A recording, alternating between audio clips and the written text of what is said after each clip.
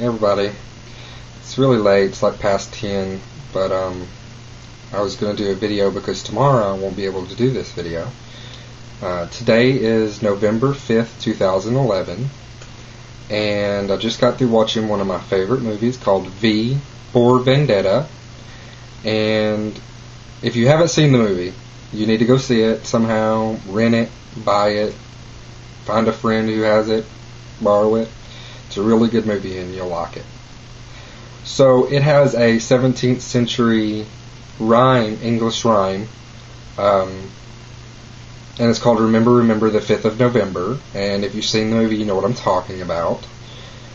So I'm going to go ahead and share with y'all a little bit of the Remember, Remember rhyme. So here we go. Remember, remember the 5th of November, gunpowder, treason, and plot. I see no reason why gunpowder treason should ever be forgot. Guy Fawkes, 'twas his intent to blow up the king and parliament.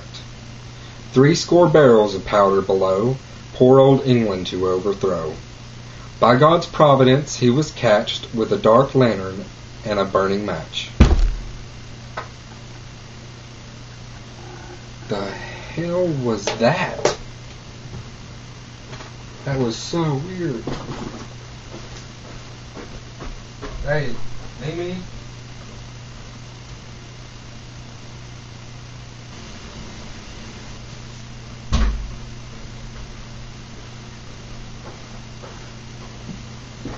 I have no idea what just happened, but the whole house shook, and the pool, we have an indoor pool, and it's moving. You want to see? So I don't have a clue what could have that could have been, but if you look real close, you can see it moving. Anyways,